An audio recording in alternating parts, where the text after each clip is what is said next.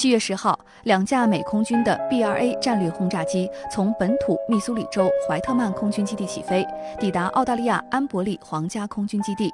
据报道，此次部署到澳大利亚的 B-2A 将开始动态兵力部署行动，并为轰炸机特遣部队的训练提供支持。这也是美空军 B-2A 今年第2次飞抵澳大利亚。3月23号，就曾有一架美空军的 B-2A 首次飞抵澳大利亚进行动态军力部署，总时长大约50个小时。在部署期间 ，B-2A 还与当地的美空军 F-16C 以及澳空军的 F-35A 和 EA-18G 电子战机进行联合演习。美空军以动态兵力部署的方式将 B-2A 战略轰炸机部署到澳大利亚，备受外界关注。那么，这将会对印太地区构成多大威慑？此前不轻易动用的 B-2A 为何亮相越来越频繁？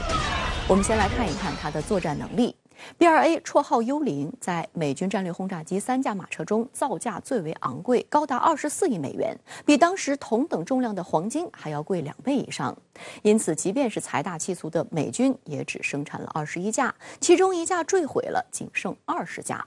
B-2A 最早被美军视为绝密武器，有着航程远、载弹量大、隐身性能出众的特点。美空军称 B-2A 具有全球到达和全球摧毁能力，最大的航程达到11000公里，还具有空中加油能力。B-2A 的总载弹量高达23吨，可挂载美军现役大多数机载武器，包括常规炸弹、精确制导炸弹以及核弹和巨型钻地弹。在1999年的整个科索沃战争当中 ，B-2A 的飞行次数不到战争中飞机总出动量的1%，投弹量却达到总投弹量的11%，摧毁了近33%的目标。在 B-2A 可携带的所有对地打击武器当中，最值得关注的就是 GBU-57巨型钻地弹。这是美军最大的非核炸弹，长度为6.25米，重量达到13.6吨，战斗部壳体采用镍钴合金钢制成，装有2.4吨炸药，具备穿透20层大楼的能力，能钻入厚度达61米的普通钢筋混凝土、40米的坚硬岩石、近200米的松软的土地，可以把爆炸威力转化为地震波，扩大对敌毁伤面积，降低了对目标精确定位的需求。